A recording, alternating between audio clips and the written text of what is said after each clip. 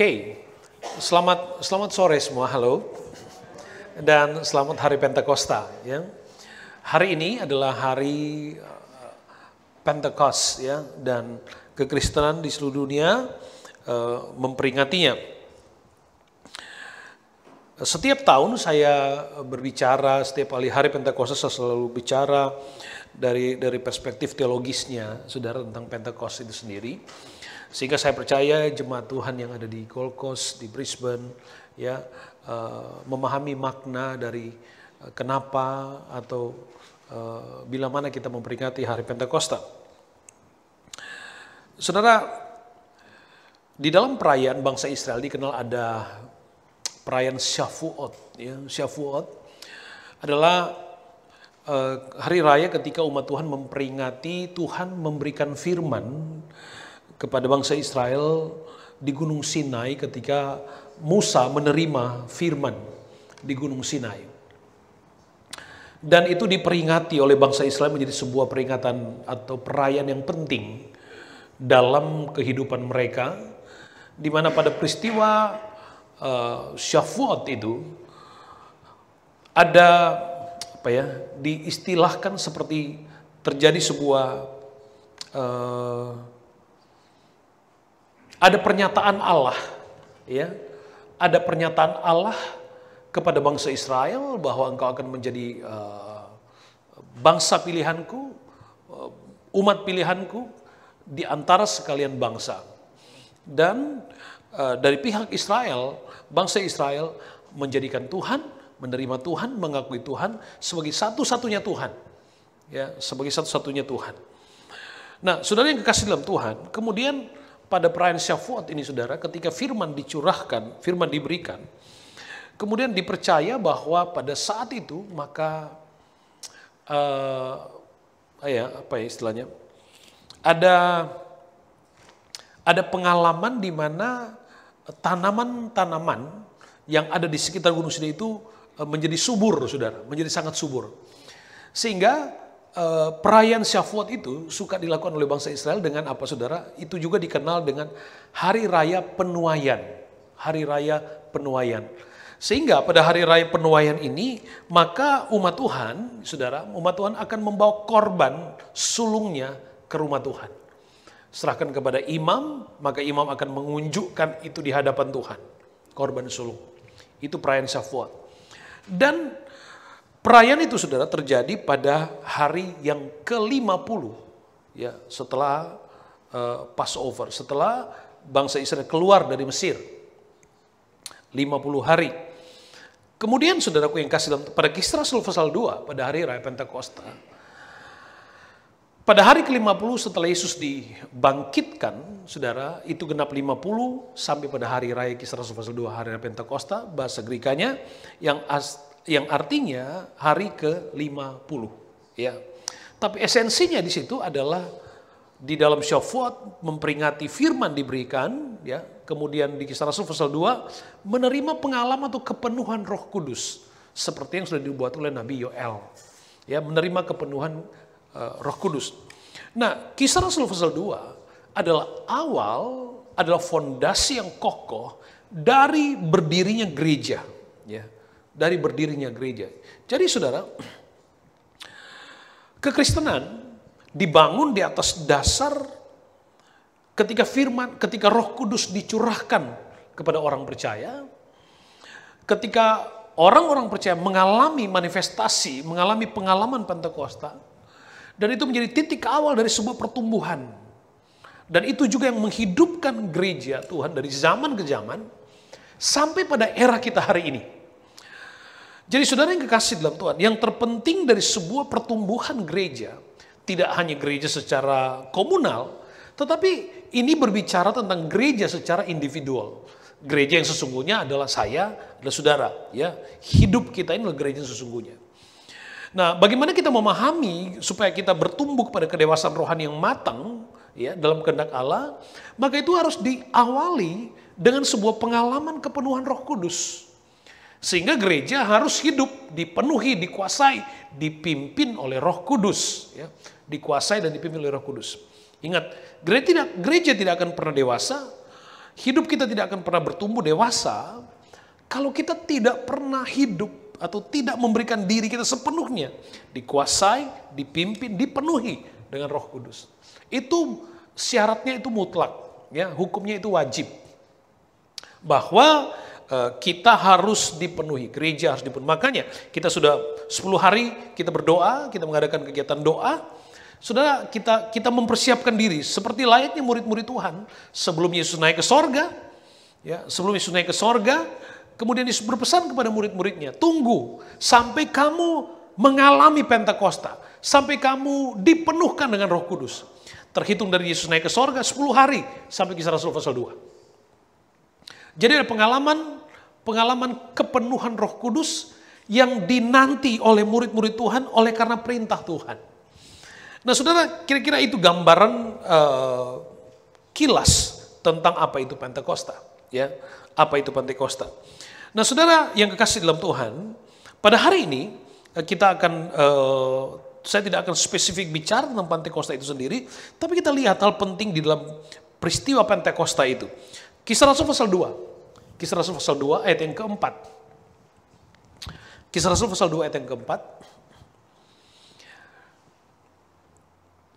Maka penuhlah mereka dengan Roh Kudus, lalu mereka mulai berkata-kata dalam bahasa-bahasa lain, seperti yang diberikan oleh Roh itu kepada mereka untuk mengatakannya. Perhatikan, saya highlight di sini, seperti yang diberikan oleh Roh itu kepada mereka untuk mengatakannya. Pada pengalaman Kisah Rasul pasal 2, ketika murid-murid sedang sepakat sehati, one accord dikatakan, mereka berdoa, tiba-tiba turunlah, ya, ada tiupan angin, kemudian nampak seperti lidah-lidah api bertebaran di antara para rasul-rasul. Lalu penuhlah mereka dengan Roh Kudus. Ketika mereka penuh dengan Roh Kudus, Alkitab kata, maka mulailah mereka berkata-kata dalam bahasa-bahasa lain. Bahasa yang tidak mereka mengerti, yang tidak pernah mereka pelajari sebelumnya. Tapi yang mereka katakan itu dimengerti oleh bangsa-bangsa lain yang hadir pada waktu itu. Yang hadir pada waktu itu. Tapi yang terpenting di sini, saudara, bukan tentang bahasanya. Yang terpenting buat saya di sini adalah seperti yang diberikan oleh Roh itu kepada mereka untuk mengatakannya. Jadi peristiwa atau pengalaman Pentakosta, saudara, ya, di situ ada kehendak Allah yang dinyatakan.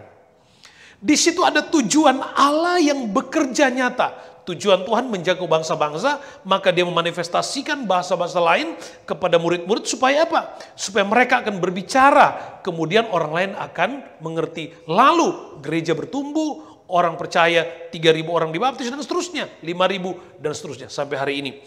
Tapi yang terpenting, saudara, ada kehendak Roh Kudus yang dinyatakan. Nah, di dalam pertumbuhan rohani, baik sebagai pribadi atau secara komunal, maka saudara, kita harus benar-benar memahami hal ini. Di mana kita harus memberi ruang sepenuhnya kepada keputusan Roh Kudus, kepada kehendak Roh Kudus, kepada pimpinan Roh Kudus hadir di dalam diri kita untuk membuat kita bertumbuh atau membawa kita kepada pengalaman dan tujuan Tuhan dalam hidup kita. Kita lihat pentingnya Roh Kudus bekerja di dalam kehidupan orang-orang yang percaya kepada Tuhan. Sekali lagi, ini dasar dari pertumbuhan lahirnya gereja. Yesaya pasal 63. Yesaya pasal yang ke-63. Ayat yang ke-11. Lalu teringatlah mereka kepada zaman dahulu kala, zaman Musa, hambanya itu, di manakah dia membawa mereka naik dari laut bersama-sama dengan pengembala kambing dombanya, di manakah dia yang menaruh Roh Kudusnya dalam hati mereka, yang dengan tangannya yang agung menyertai Musa di sebelah kanan, yang membelah air di depan mereka untuk membuat nama abadi baginya, yang menuntun mereka melintasi samudera raya seperti kuda melintasi padang gurun. Mereka tidak pernah tersandung, seperti ternak yang turun ke dalam lembah. Roh Tuhan membawa mereka ke tempat perhentian Demikianlah engkau memimpin umatmu untuk membuat namamu yang agung bagimu. Saudara, perhatikan baik. Apa yang terjadi atau bagaimana karya Roh Kudus di dalam diri orang yang percaya kepada Tuhan. Orang yang hidup di dalam tujuan Tuhan. Saya sudah katakan bahwa hidup kita hanyalah instrumen-instrumen yang ada di dalam tujuan besar Tuhan. Ya. Jadi hidup kita ini bukan akhir dari tujuan Tuhan. Sekalipun Tuhan meletakkan tujuan untuk hidup kita masing-masing. Tetapi ada tujuan besar dalam proyek Allah di mana kita menjadi piranti-piranti penting. Instrumen-instrumen penting untuk kita masuk dalam tujuan besar Tuhan. Dan untuk itu, saudara, maka Allah memenuhi, memperlengkapi, menguasai, memimpin. Kita lihat, saudara, picture-nya dalam perjalanan bangsa Israel. Alkitab katakan Roh Kudus, ya, Roh Kudus ada di dalam hati umat Tuhan. Roh Kudus ada di dalam hati bangsa Israel ketika mereka dipimpin keluar dari Mesir. Lalu perhatikan baik, saudara. Waktu mereka keluar, Roh Kudus pimpin mereka. Dan sampai mereka pada satu titik di mana begitu mereka sampai di situ, yang terlihat cuma laut. Di depan mereka laut. Di belakang mereka ada musuh. Kiri kanan ada tembok besar. Gak ada jalan lain. Tapi Roh Kudus yang pimpin mereka. Lalu Alkitab jelaskan begini. Roh Kudus memimpin mereka situ untuk apa? Untuk memperlihatkan kepada mereka dan kemudian membelah laut dan kemudian bangsa Israel bisa melewatinya. Orang yang hidup di dalam pimpinan Roh Kudus adalah orang yang akan dibawa kepada sebuah pengalaman di mana ketika tidak ada jalan keluar, tidak ada solusi, ketika pikiran, ketika kemaksimalan dari intelektual kita diberdayakan secara penuh tapi tidak ada jawaban, maka Roh Kudus membukakan jalan. Roh Kudus memberi jalan. Dan tidak hanya itu. Tidak hanya itu. Dikatakan mereka melintasi samudera seperti kuda melintasi padang gurun. Mereka tidak pernah tersandung. Ketika seseorang, ketika gereja hidup dalam pimpinan Roh Kudus, maka inilah sebenarnya yang disediakan oleh Tuhan dalam perjalanan kita. Ya, ada solusi di tengah ketika tidak ada jalan. Ya, dan dikatakan tidak pernah tersandung. Tidak pernah tersandung. Dan dikatakan juga di sini, jelas sekali katakan, Roh Tuhan membawa mereka ke tempat perhentian, tempat peristirahatan. Saudara, penting buat kita untuk mengerti bahwa ketika Roh Kudus bekerja di dalam diri kita, untuk tujuan mulia kita, nah, ada saatnya Roh Kudus memimpin kita untuk, pada konteks ini, beristirahat. Ya. Beristirahat itu hanya sekedar untuk menikmati hidup yang Tuhan berikan dalam hidup kita. Saya selalu berkata,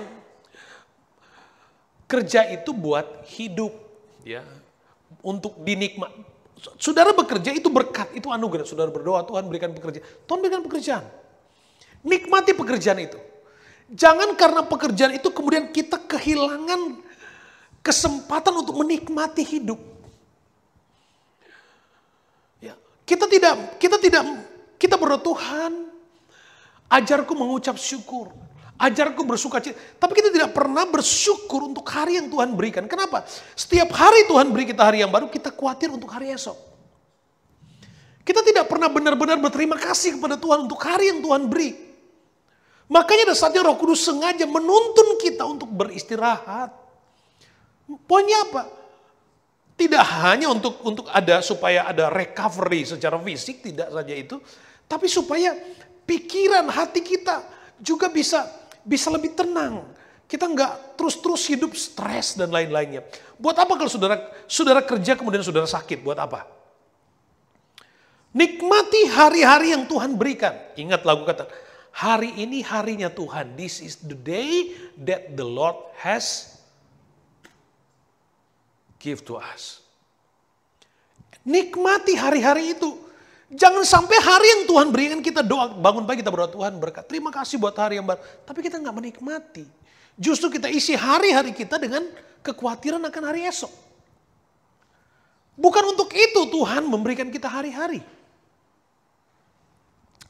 Dan hal terpenting dari pembacaan kita ini dikatakan begini. Demikianlah engkau memimpin umatmu untuk membuat nama yang agung bagi namamu. Apapun alasan atau bagaimanapun kerja atau manifestasi Roh Kudus atau kehadiran Tuhan dalam hidup kita dalam bentuk apapun, ingat, tujuannya satu. Tujuannya adalah supaya Tuhan sendiri dimuliakan. Gitu. Roh Kudus ada di dalam kehidupan kita, gereja kita dipenuhi, dikuasai, dipimpin. Tujuan satu, supaya Tuhan sendiri yang dimuliakan. Jadi kita penuh Roh Kudus, kita dipimpin Roh Kudus, bukan untuk diri kita sendiri saja. Kita dikuasai, dipimpin supaya kita hidup dalam tujuan Tuhan dan untuk dapat memuliakan Tuhan. Ya, makanya orang yang memiliki pengalaman Roh Kudus, memiliki manifestasi Roh Kudus, dia tidak boleh sombong. Sebab itu bisa kapan aja bisa diambil. Ada yang sifatnya permanen, ada yang sifatnya Tuhan kasih karena ada tujuan Tuhan. Ya, Tuhan kasih karena ada tujuan Tuhan. Nah, penting untuk kita mengerti bagaimana pentingnya, ingat, ketika Roh Kudus memimpin kita, maka kita akan masuk pada pengalaman-pengalaman itu. Sekalipun aku berjalan dalam lembah kekelaman, aku tidak takut bahaya, sebab engkau yang beserta dengan aku. Sekalipun kita ada pada jalan, akhirnya kita pikiran kita berkata, ini gak mungkin, kok jalan Tuhan seperti ini? Jalan Tuhan kok buntu begini sih? Jalan Tuhan kok kenapa? Justru saya mendekati kematian, mendekati diserang musuh sebentar lagi. Gak bisa apa-apa, gak ada source yang bisa menjadi alasan untuk kita bergantung, gak ada. Ada saatnya Roh Kudus pimpin kita di tengah padang gurun. Hanya untuk mengajar kita mengandalkan Tuhan. Itu pekerjaan Roh Kudus. Nah, Roh Kudus memenuhi, menguasai, memimpin karena dia punya kehendak, karena dia punya tujuan. Ingat, pengalaman Pentakosta tidak bisa dipisahkan dengan kehendak Tuhan. Kehendak Roh Kudus, tujuan Roh Kudus ada di situ, ya. Nah, perhatikan baik. Bagaimana ketika Roh Kudus memenuhi, memimpin kita? Roma 8 ayat yang 14. Dikatakan begini, Roma 8 ayat yang ke-14. Semua orang yang dipimpin Roh Allah adalah anak Allah. Sebab kamu tidak menerima roh perbudakan yang membuat kamu menjadi takut lagi, tapi kamu telah menerima roh yang menjadikan kamu anak Allah. Oleh roh itu kita berseru, ya Aba, ya Bapa. Roh Allah, Roh Kudus memimpin, menguasai, memenuhi kita. Untuk apa? Untuk mengkonfirmasi kita bahwa kita adalah anak-anak Allah. Bahwa kita adalah anak-anak. Banyak orang Kristen yang tidak hidup sebagai anak Allah. Tidak memposisikan dirinya secara bebas. Menikmati hidupnya sebagai anak Tuhan. Makanya disitulah pentingnya Roh Kudus memimpin kita. Supaya kita terus diingatkan. Iya, aku anak Tuhan, aku anak Raja. Roh Kudus ada untuk mengkonfirmasi kepada kita, halo, hidup kita ini, kita semua ini adalah anak Tuhan. Kita dipimpin oleh Tuhan, dikuasai oleh Tuhan. Supaya apa? Supaya kita sadar, bukan cuma kita sadar, supaya dunia bisa lihat nih, kita ini anak Tuhan. Itulah pentingnya, kita harus hidup dalam pimpinan Roh Kudus. Menerima roh yang menjadikan kita anak Allah, dikonfirmasi. Ya. Maka kita harus penuh Roh Kudus setiap hari. Hal yang kedua, 1 Korintus 6 ayat 19. 1 Korintus 6 ayat 19. Tidak tahukah kamu bahwa tubuhmu adalah bait Roh Kudus yang diam di dalam kamu, Roh Kudus yang kamu peroleh dari Allah, dan bahwa kamu bukan milik kamu sendiri. Sebab kamu telah dibeli dan harganya telah lunas dibayar, karena itu muliakanlah Allah dengan tubuhmu. Saudara, kalau mau jujur, sepenuhnya di dalam kehidupan kita adalah milik Tuhan, hak Tuhan sepenuhnya. Kita telah ditebus dengan cuma-cuma. Ya, kita diambil kembali oleh Tuhan dari dosa menjadi milik Tuhan. Maka Roh Kudus memenuhi, memimpin kita sebagai milik Allah, mengkonfirmasi bahwa kita ini milik Tuhan. Banyak kali, saudaraku, ada orang Kristen yang hidup jadi anak Tuhan cuma hari Minggu, Senin sampai Sabtunya dia hidup sebagai anak yatim piatu. Ya. Banyak orang percaya yang tidak hidup Yang tidak merasa bahwa dia itu milik Tuhan. Belum lagi ada anak Tuhan yang mau ngatur diri sendiri. Tuhan, saya. Gitu kan. Tapi kamu bukan. Kamu kan milik Tuhan. Bukan, saya milik Bapak saya. Hidup kita adalah milik Tuhan. Nah, Roh Kudus ada di dalam diri kita untuk membangun satu kepercayaan diri bahwa kita ini milik Tuhan. Ada ayat katakan, kalau Allah, kalau Bapa di pihak kita, siapa sanggup melawan kita?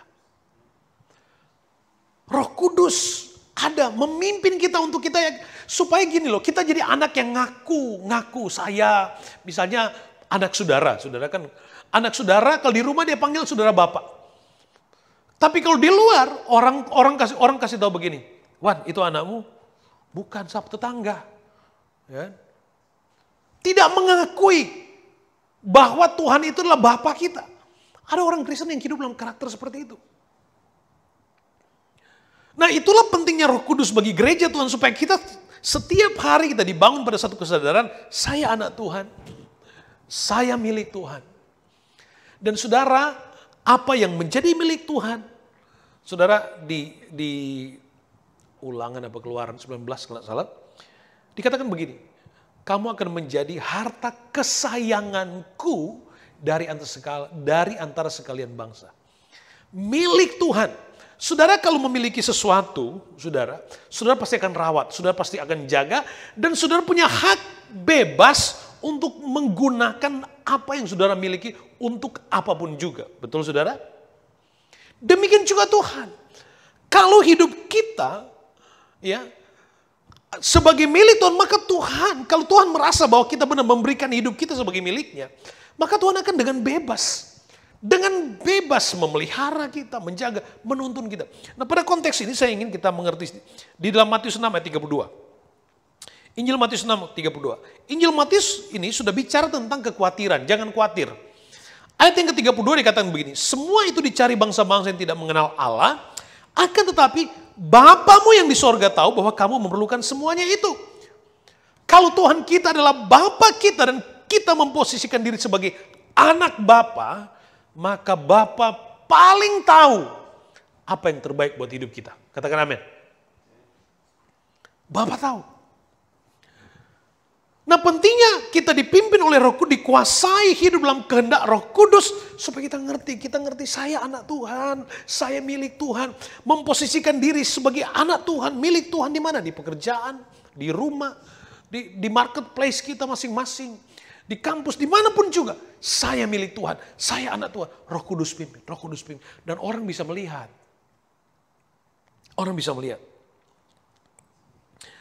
Bapamu yang di sorga tahu bahwa kamu memerlukan semua itu. Matius 7:11. Jadi jika kamu yang jahat tahu memberi pemberian yang baik kepada anak-anakmu, apalagi Bapamu yang di sorga, Ia akan memberikan yang baik kepada mereka yang meminta kepadanya. Saudara kalau kasih ke anak saudara pasti yang terbaik, betul? Betul saudara? Tuhan waktu dia memberikan kepada anaknya, itu kualitasnya jauh lebih dari seperti apa yang saudara kasih kepada anak saudara sekalipun Anda sayang banget. Karena kasih Bapa itu jauh lebih tinggi nilainya, lebih besar. Tapi ukurannya di situ. Kalau kita aja di dunia bisa memberikan yang terbaik untuk anak-anak kita, maka Bapa di sorga tidak mungkin membiarkan kita. Maka yang terpenting ada sekali lagi, kembali posisikan diri kita sebagai anak Bapa, Nah, yang pertama tadi saya katakan tadi adalah dipelihara oleh Tuhan. Kemudian hidup sebagai milik Allah. Saudara ingat kisah tentang anak bungsu, ya, dan anak sulung, anak bungsu yang hilang kemudian pulang kembali. Saudara ingat saudara? Halo, masih ingat ya? Anak bungsu, dia nggak betah tinggal di rumah bapaknya. Dia bilang sama bapaknya, Pak, kasih saja bagianku, saya mau pergi. Dia tertarik kepada dunia, dia bawa bagiannya, dia pergi, dia hidup foya-foya di luar, habis semua, sampai mau makan makanan binatang aja dia nggak layak. Akhirnya baru dia sadar, iya di rumah bapakku semuanya ada. Dia sadar, dia pulang. Waktu dia pulang, bapaknya lihat anaknya pulang, bapaknya bersuka cita. Bapaknya bikin pesta. Anakku yang tadinya mati telah hidup kembali pulang.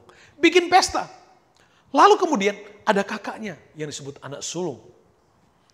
Waktu anak sulung lihat bapaknya bikin pesta buat anaknya, bukannya justru dia bersuka cita, dia malah cemburu. Dia malah cemburu, dia marah. Dia marah kepada bapak, dia katakan, Papa tidak pernah. Papa tidak jujur, Papa tidak adil. Saya yang mengabdi kepada Papa, saya pelayanan. Apa yang saya nggak ikuti di gereja, saya ikut semua. Papanya bilang apa? Ayat ke-31, Lukas pasal 15. Anakku, engkau selalu bersama-sama dengan aku dan segala kepunyaanku adalah kepunyaanmu. Jadilah anak Tuhan yang hidup di rumah Tuhan dan menikmati suasana rumah Tuhan. Masalah dari anak sulung adalah dia tidak menikmati rumah Tuhan, suasana rumah Tuhan. Bapaknya katakan, milikku adalah milikmu, engkau ada di rumah Bapa. Apa yang Bapa punya adalah milikmu juga. Saudara yang jangan jadi orang Kristen dengan karakter seperti ini. Ya. Dia tinggal di rumah Bapa tapi nggak ada sukacita sorga. Sukacita itu nggak bertumbuh sesuai dengan karakter Kristus. Sehingga ke gereja melayani, tapi kedewasaan rohaninya nggak nampak. Karakter dunia yang terlihat justru. Karakter dunia yang terlihat.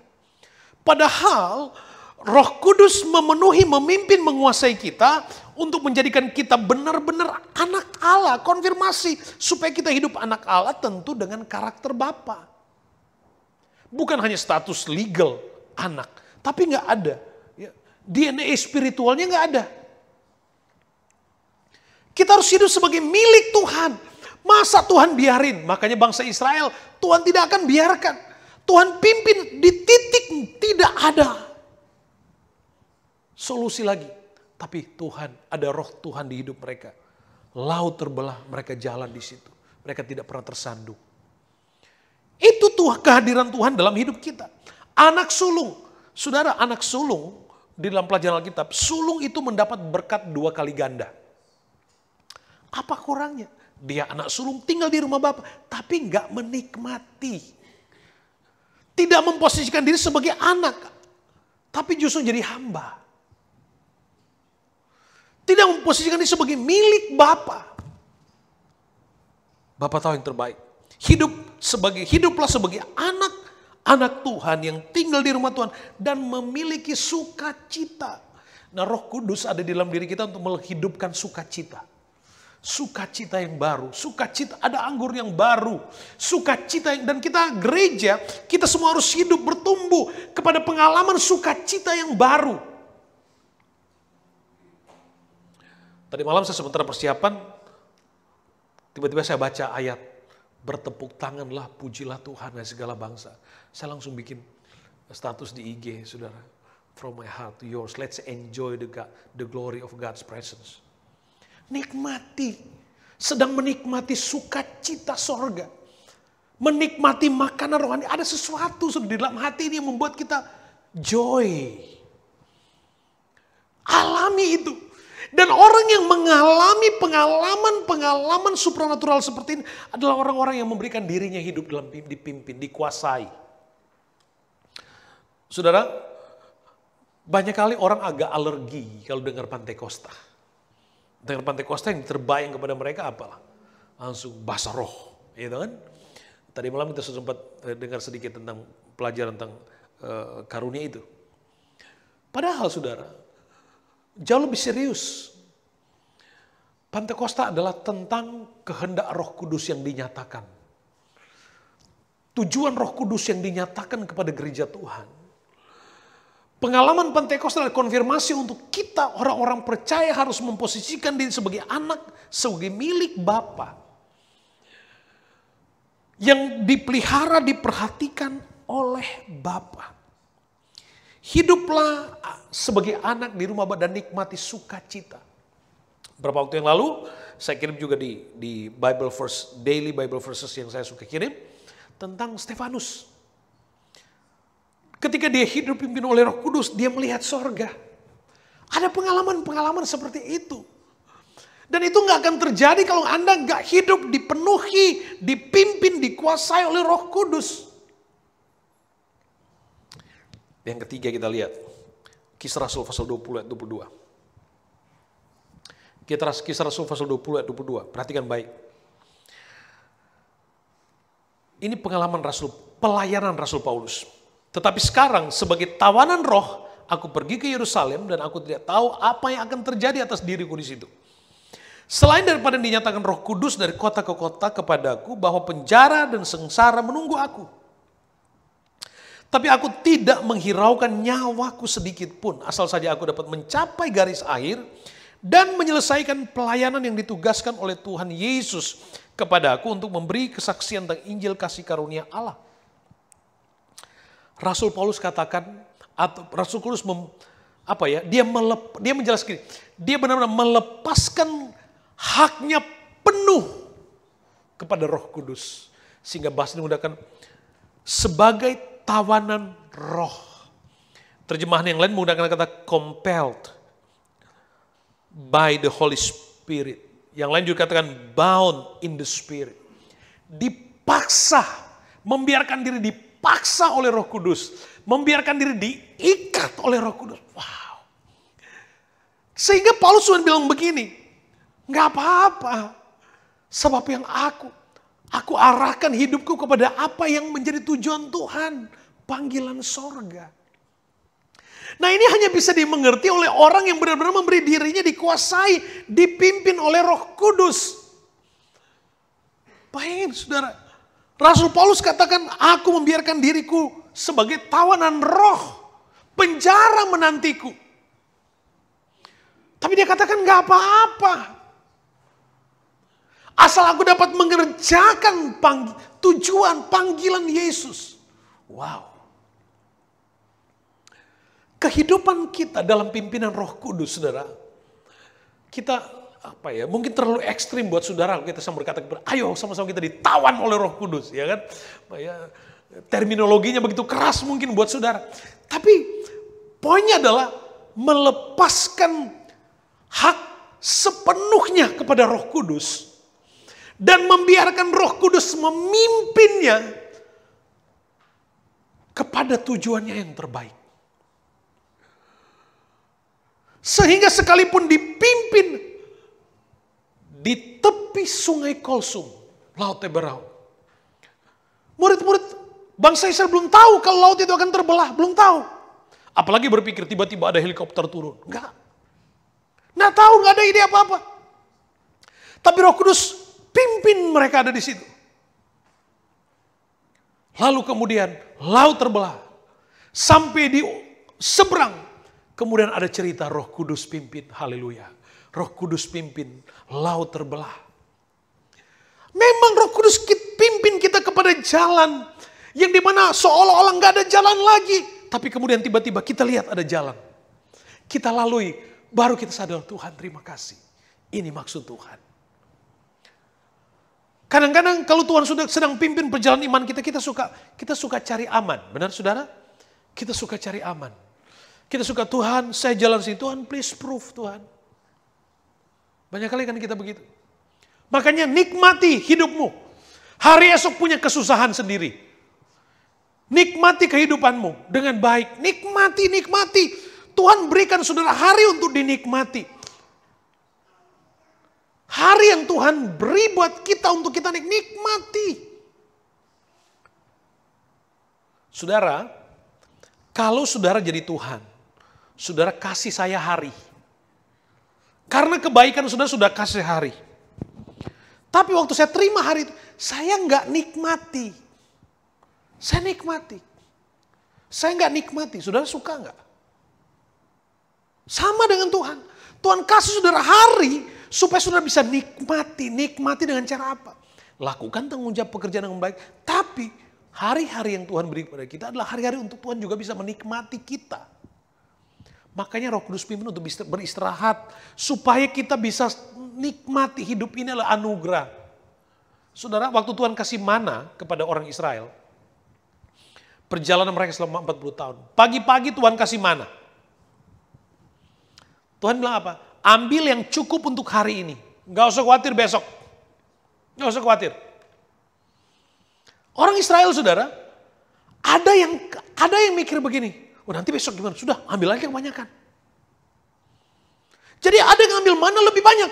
Dia pikir buat besok. Ambil aja banyak-banyak supaya besok kita bisa bikin roti. Bisa bikin roti kacang, roti keju, roti pisang gitu. Coklat gitu kan. Apa yang terjadi? Besoknya yang mereka simpen busuk. Yang mereka simpen besok. Karena besok Tuhan sediakan mana yang baru.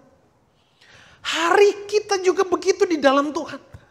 Tuhan memberkati kita setiap hari untuk kita nikmati.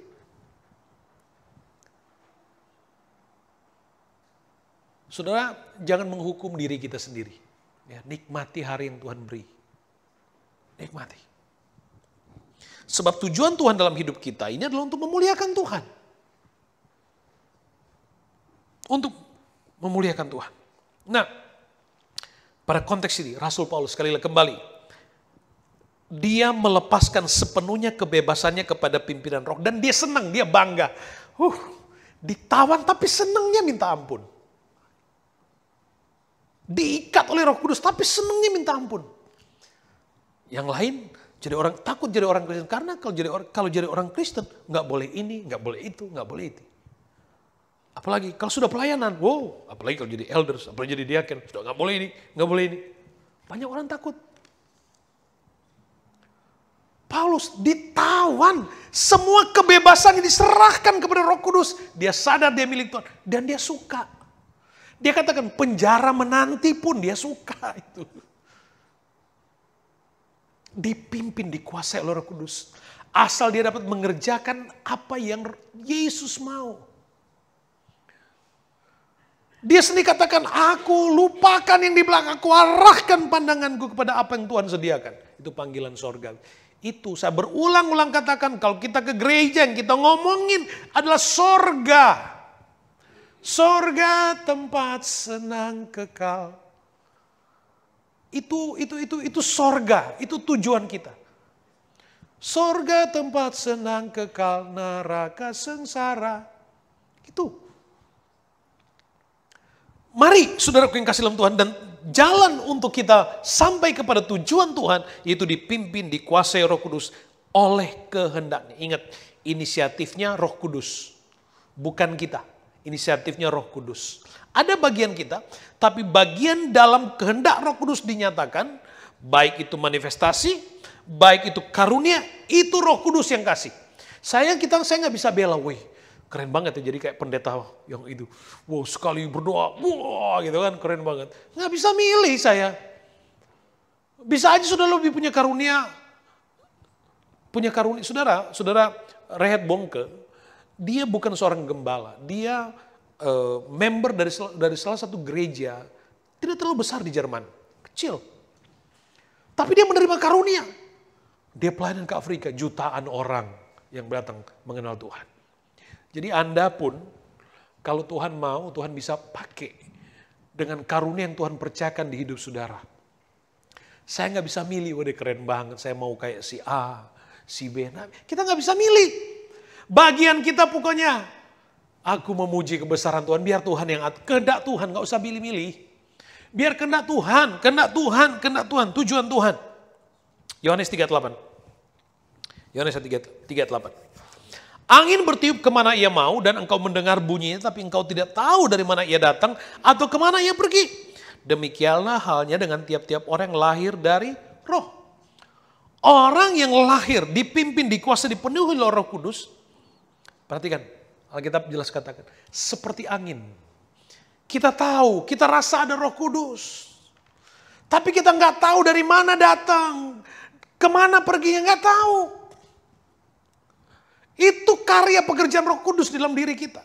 Nggak tahu dari mana, nggak tahu kemana. Tapi kita tahu, kita bisa rasa. Itulah orang yang dipimpin oleh Kudus, memberikan dirinya, dipimpin sepenuhnya. Tuhan mau bawa kemana? Tuhan mau bawa kemana? Tuhan ikut, Tuhan bawa kemana? Ikut. Ikuti jalan Tuhan. Jalan Tuhan itu yang terbaik. Jadi kalau kemudian kita hidup menjadi anak Tuhan dipimpin oleh Roh Kudus. Memang banyak hal di dalam kehidupan kita nggak bisa dimengerti dengan pikiran kita. Banyak kali. Banyak kali perjalanan hidup kita nggak bisa, pikiran kita terbatas untuk memahami itu. Maka yang terbaik sebagai orang percaya, saudara, saya mau belajar hidup dari iman. Pokoknya yang saya tahu Tuhan pelihara. Itu hidup saya. Hidup saya adalah yang saya tahu Tuhan pelihara. Mati hidup saya di tangan Tuhan, Tuhan pelihara.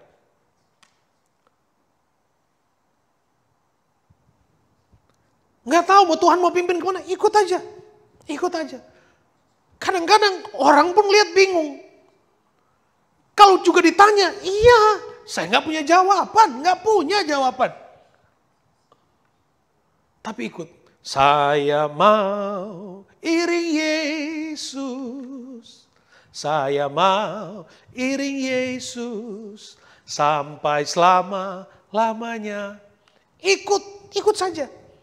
Kalau Roh Kudus yang pimpin. Ini penting untuk kita gereja Tuhan. Saudara, Roh Kudus selalu bekerja atas kehendak dan tujuan yang pasti. Ini. Jadi kalau kita penuh Roh Kudus, menerima karunia Roh Kudus, itu bukan gagah-gagahan, bukan. Sehingga saudara berkata, oh saya lebih rohani dari saudara, dari yang... Nah, berdasarkan apa? Kehendak dari Roh Kudus. Kita ini cuma alat kita. Ya. Roh Kudus bekerja dalam diri kita. Jadi Roh Kudus ketika dia akan memenuhi, memimpin, menguasai kita, dia bekerja, inisiatifnya adalah dia punya kehendak yang ingin dinyatakan dan dia punya tujuan Tuhan dimuliakan. Itu harus kita mengerti, ya, harus dimengerti dengan baik. Ya. Lalu di dalam karyanya kita suka dipimpin dikonfirmasi sebagai anak Allah, dikonfirmasi setiap hari. Halo, kita anak Allah. Setiap hari kita dikonfirmasi, kita milik Allah. Kalau kita anak Allah, kita milik Allah. Bapa di dunia, Bapa yang jahat aja bisa memberi yang terbaik buat anaknya. Apalagi Bapa di sorga. Dan kita dikonfirmasi, mentalitas kerohanian kita dikonfirmasi oleh Roh Kudus. Makanya saudara, berapa waktu yang lalu, hari Jumat yang lalu saya bicara. Orang yang kehilangan atau Roh Kudus undur dari dia, hati-hati kalau Roh Kudus undur dari dia. Dia akan kehilangan gairah. Kehilangan cinta kepada Tuhan. Nah kalau sudah seperti itu, saudara, bahaya. Ya. Tapi mari hiduplah sebagai orang-orang yang dipimpin sebagai anak Allah, dipimpin sebagai milik Allah, dipimpin seperti dipaksa, diikat oleh Roh Kudus. Untuk apa? Untuk tujuan Tuhan. Untuk tujuan Tuhan. Masa Tuhan biarin kita? Ya. Masa Tuhan biarin kita? Serahkan, belajar berserah kepada Tuhan, belajar letakkan kepada Tuhan. Ya, Tuhan tahu apa yang terbaik buat hidup kita. Tuhan tahu. Ya, Tuhan pun ingin dimuliakan melalui kehidupan saudara. Tuhan nggak merancang saudara, merancang kita untuk menderita, enggak. Tuhan ingin menikmati dia dimuliakan melalui kehidupan kita, gitu loh. Jadi Tuhan pun mau supaya Anda di setiap area hidupmu, Anda itu menikmati hidup bahagia, nggak stres, ya, sukacita di dalam Tuhan. Tuhan dimuliakan, diagungkan karena apa? Karena ada kualitas kehidupan yang saudara nikmati dengan baik. Haleluya, puji Tuhan. Ayat favorit. Yohanes 16, ini ayat favorit saudara ya. Katakan amin saudara. Mestinya semua dong. Yohanes 16 ayat 13. Tetapi apabila ia datang, yaitu roh kebenaran, apa saudara? Apa saudara? Tapi apabila ia datang itu roh kebenaran, itu bicara tentang Roh Kudus, ia akan memimpin kamu ke dalam, nggak usah khawatir kalau dipimpin Roh Kudus, amin. Nggak usah takut kalau dipimpin Roh Kudus, ya, nggak usah, jangan hitung dagang dengan Tuhan, jangan. Ada saatnya yang Anda dipimpin dalam pengorbanan untuk apa? Karena Allah mempersiapkan penuaian. Pentakosta adalah korban sulung. Menerima firman dan kita diberkati. Menerima Roh Kudus kita diberkati.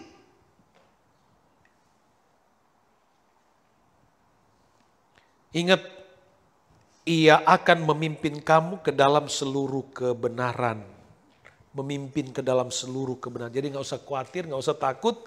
Saudara, kalau dipimpin oleh Roh Kudus, ujungnya kebenaran. Ujungnya kebenaran. Dan kebenaran itu adalah kebenaran sorga. Dan dia tahu apa yang terbaik buat hidup kita masing-masing. Kita bangkit berdiri bersama. Haleluya, puji Tuhan.